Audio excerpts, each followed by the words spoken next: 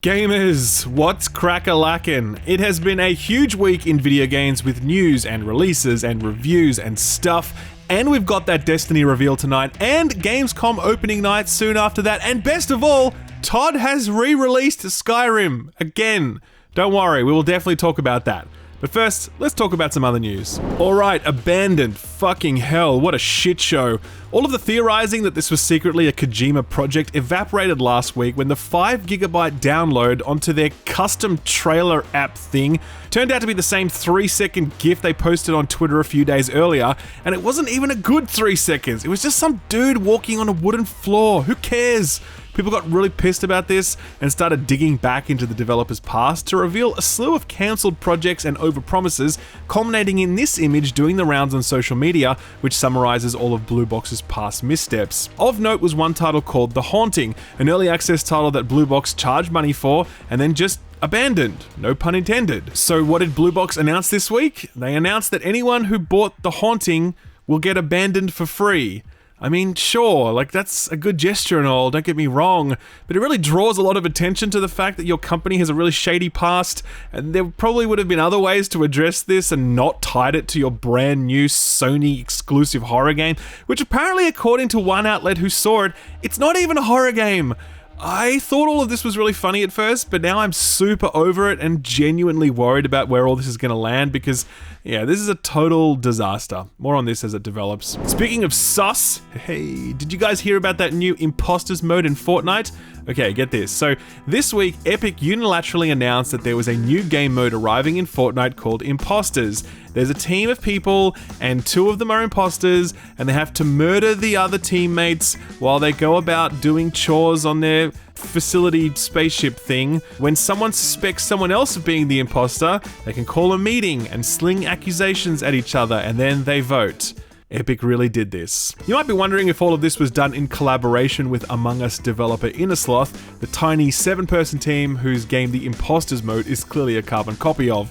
The answer to that is no. Epic just went ahead and did this, with members of the Innersloth team themselves tweeting out their disappointment at how this all went down. The backlash was pretty unanimous from anyone aged 12 and over. Social media was awash with criticism of Epic. We cut now to a live response from Epic CEO Tim Sweeney.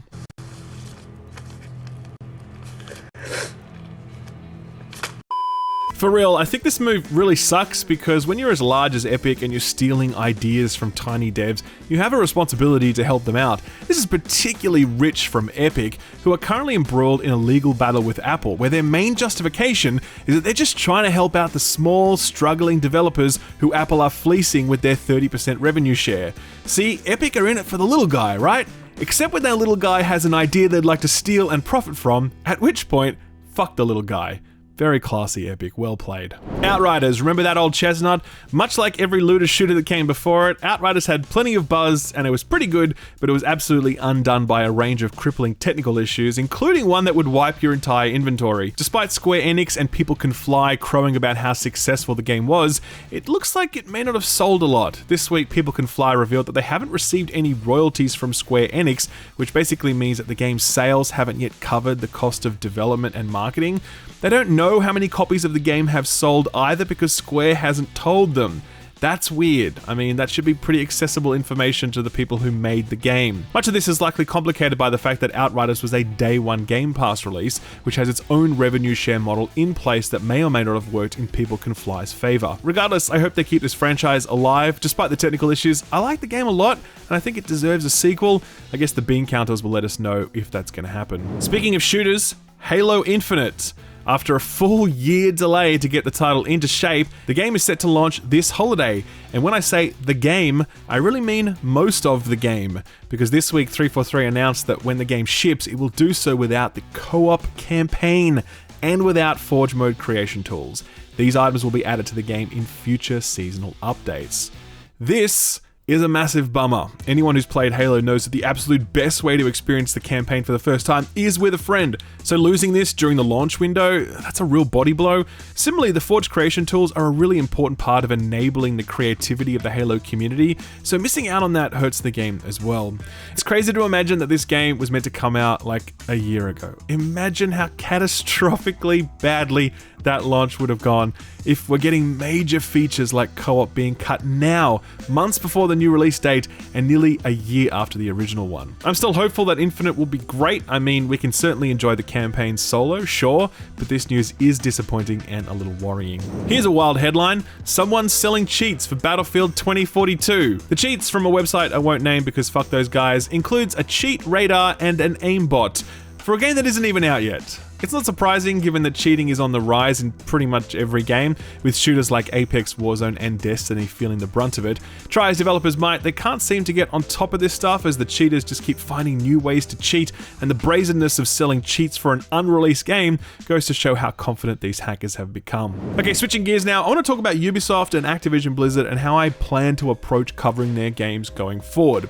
Lately, a few gaming publications have taken to boycotting these publishers, refusing to cover any of their titles in response to the allegations and proven incidences of sexual harassment, abuse, and toxic workplace culture.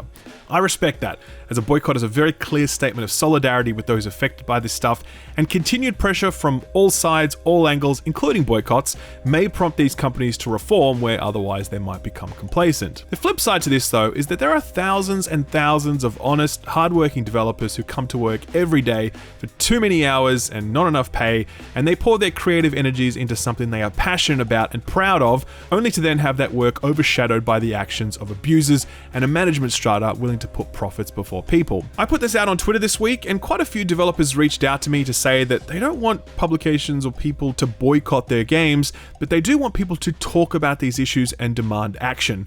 Obviously, these developers aren't speaking for all developers. I'm sure there are plenty of developers who support the boycott approach, but these are the ones that I heard from, and it also lines up with what I've heard from other developers elsewhere.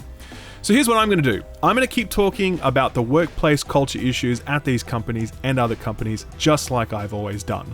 At the same time, I'm also going to talk about the games are being made, and people can then make an informed decision about both the product they are buying and the company they are buying from. I don't have all the facts, I can only present the ones that I do have, and that's what I'll do both here in these weekly videos and in the regular preview and review coverage I do. With all that said, let's talk about some Ubisoft news. This week it was revealed that Ubisoft Singapore office is currently under investigation by Singapore's National Office of Fair Employment. The office informed the public that they were aware of allegations collected and presented in Kotaku's recent expose on the studio, and they're currently inviting anyone with knowledge of the incidences to contact either their office or the police. The Kotaku article revealed a toxic workplace rife with abuse, discrimination, and sexual harassment. For what it's worth, a former member of that studio actually contacted me personally and confirmed that the Kotaku article very accurately reflected their time at the studio. Ubisoft's management claimed to be driving reforms in this space, but it's still far too early to say if those events have borne any fruit. I'll continue to update you on this one as it develops. Alright, let's do the Call of Duty block now. This week we got the reveal of Call of Duty Vanguard. Even if Activision weren't currently embroiled in controversy, I still would not be able to muster any enthusiasm for this title. It's a World War II shooter, again, after a recent World War II COD shooter, and the campaign story looks super cheesy, and I'm just not interested in this. Between Battlefield 1 and Battlefield 5 and Call of Duty World War II and a raft of other World War I and II shooters like Enlisted and Hell Let Loose and many others, I feel like this market is already well serviced enough, and my attention is certainly more drawn to Battlefield 2042, which looks 10 times more fun. I don't know though, we can't judge yet since we haven't seen any gameplay, which is being shown during Gamescom opening night. For now, all we know is that there is a new COD game coming, there is a beta coming, and PlayStation owners will get to play it early, with the beta kicking off later this week actually. There were claims that the install file for this game would be 270 gigabytes, but these were debunked. The title will be much smaller than that when it hits your hard drive. We also learned that every single core Activision studio is working on Call of Duty at the moment, so they've certainly put all their eggs in one basket at this point. And to think we could have got more Crash and Spyro games when instead we're going to get more of this. One interesting thing that Steven Totillo of Axios noticed was that Activision's logo is nowhere to be found on any of the game's marketing this time around. Before it used to be Activision Presents, but now it's Call of Duty Presents. I wonder why they did that. Finally, legendary Doom composer Mick Gordon has provided an update on his breakup with Bethesda, and while he's pleading for them to take him back, Bethesda aren't having it. You might remember that Mick was late to deliver the final mix of the Doom Eternal OST to id Software, so late in fact that id had to do it without him. When the final mix was released, Mick Gordon was publicly critical of its quality, without disclosing the fact that he was the reason the quality suffered in the first place.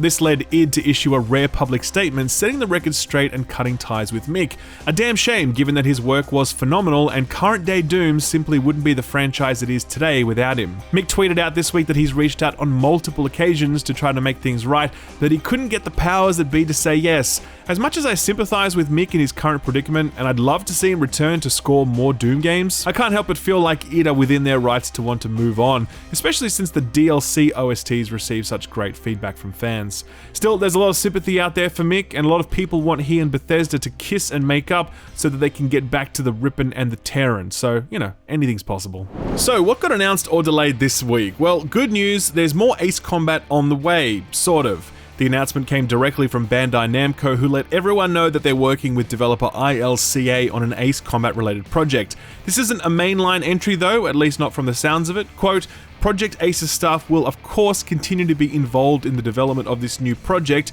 but as we celebrate 25 years and 3 million copies sold, we've come to understand we have many fans of all tastes.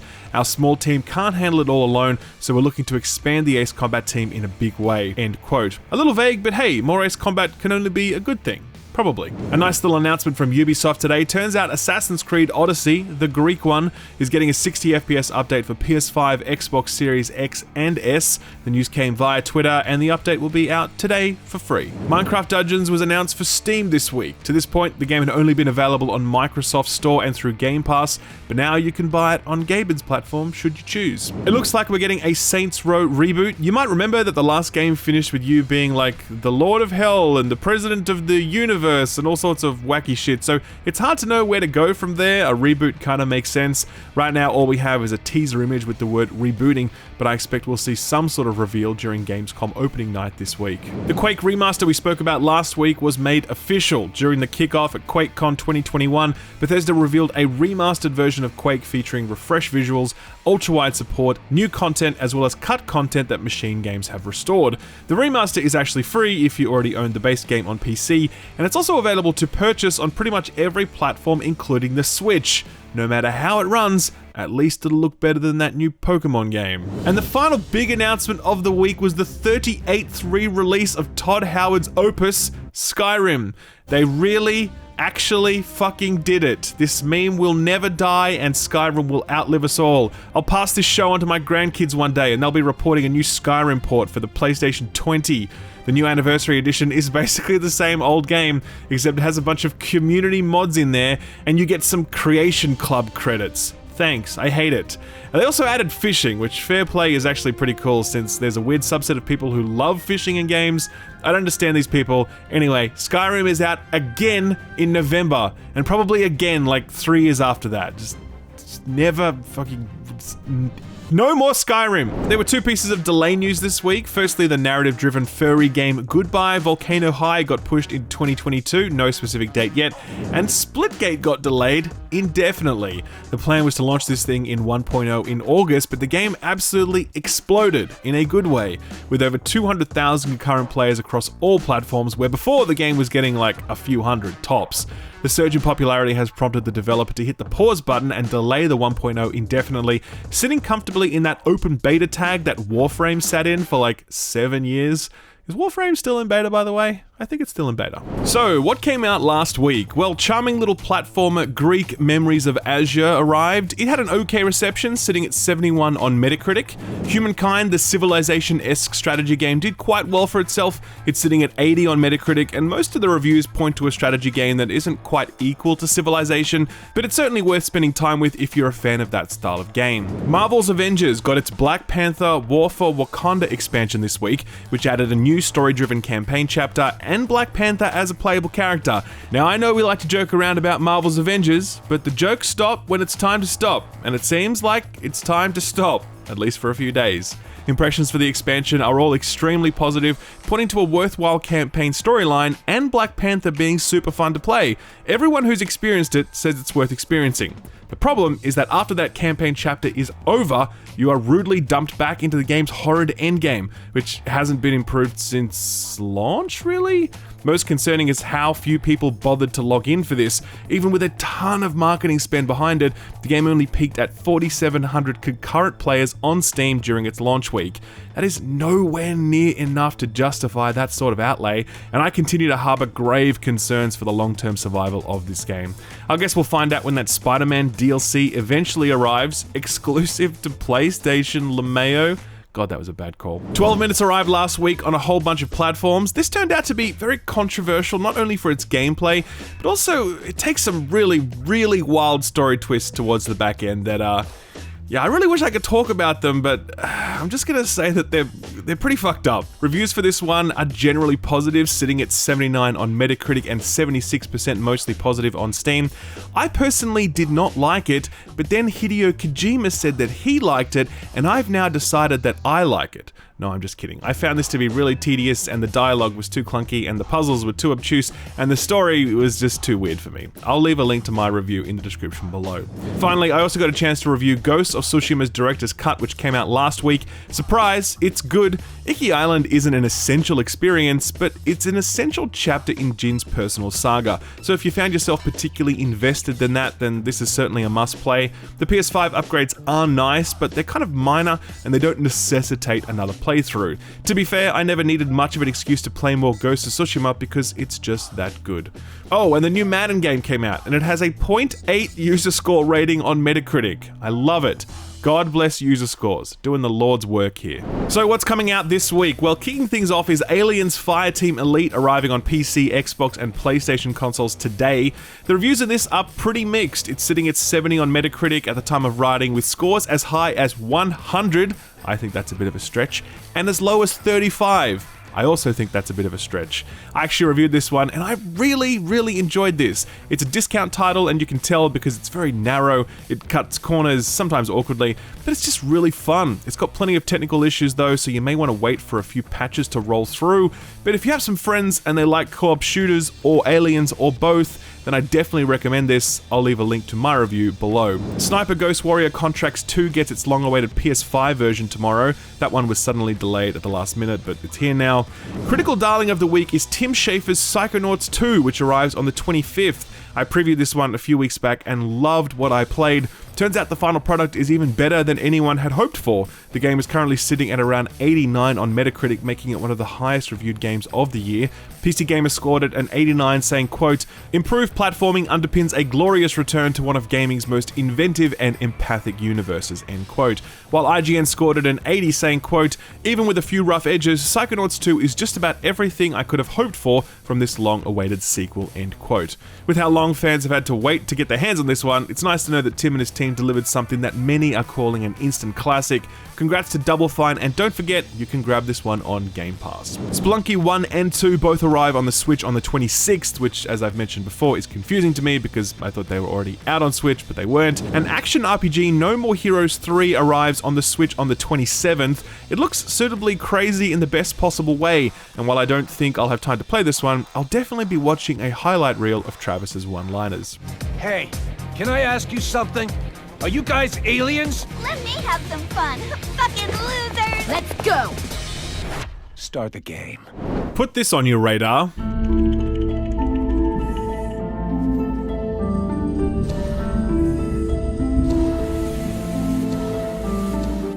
Okay, so I'm gonna say it. I don't know how to pronounce this. Lumione? Lumione? I feel like it's one of those French words that has all these letters and it ends up being pronounced like le. I'm gonna go with Lumione because it sounds like the least risky option. Lumione is what the world needs because what the world needs is more Ori. Lumione isn't being remotely coy about its inspirations, fusing both the flow state platforming and the particle-affected beauty of Ori into a new experience that looks very, very focused on platforming challenges. Even these brief snippets of gameplay look kind of intimidating, so I'm guessing that Lumione isn't going to be for casual audiences. Still, it's going to be a long, long time until the next Ori game, so this may have to tide us over until then. You can wishlist Lumione on Steam, and it will be out at some point later this year. Sort of free stuff time, and it's a quiet week this week as we await the announcement of the monthly PS Plus and Games with Gold lineup. We always have Epic though, who right now are giving away the excellent Void Bastards and Yooka-Laylee. Grab those quick though, because on the 27th it'll tick over to Automachef.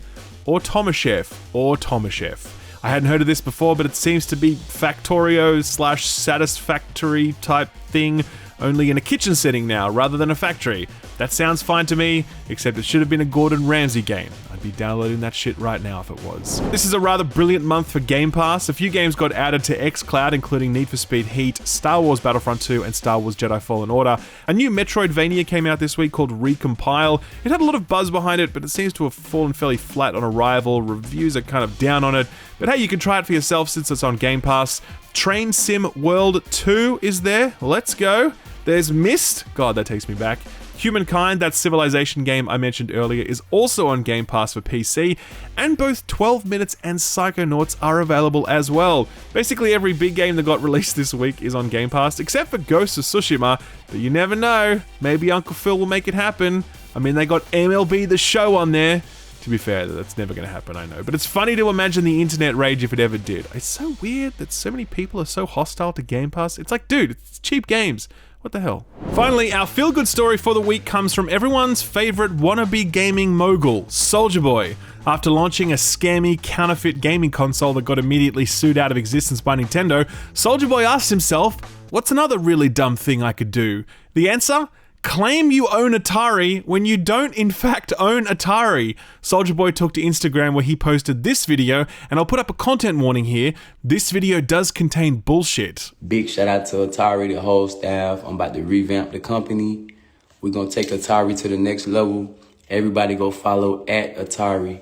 I am now the owner of Atari. I own the video game company Atari. Atari responded to this with a tweet that said, no? They politely sidestepped the issue by affirming that their current CEO was still the CEO, which could still happen if Soulja Boy was the owner of Atari, but it's unlikely they'd issue this sort of rebuff if Soulja Boy was the owner that he claimed to be. Soulja Boy also had some other bangers in his video, like this one. They was real proud of me and what I did with the Soulja Boy game console. You know what I'm saying? I blew Soulja Boy game up. We about to sell the company for like, was it 100? I think I'm gonna get 140 million. Yeah, sure. $140 million for his knockoff console company, which is just a massive lawsuit magnet. I absolutely love this guy. Never stop. Just never stop. And that, ladies and gentlemen, was the week in video games. Thank you oh so much for stopping by, and whether it's your first time or you're a regular viewer, I wonder if you might consider smashing that like button and slapping that subscribe button and dinging that notification bell. I like to accentuate those words in case you've fallen asleep by this point. It's a long video, I know. Thank you all for watching. I'll see you next week. Thanks for watching my video. If you liked it, give it a thumbs up. If you didn't, give it a thumbs down so I know to do better for next time. If you enjoyed yourself, consider subscribing, and if you really enjoyed yourself, maybe consider hitting that notification bell so you never miss a video. You can see my patrons here on the left. They're awesome. They're amazing. If you want to join them, check out my Patreon page. Thank you again. I'll see you next time. Bye-bye.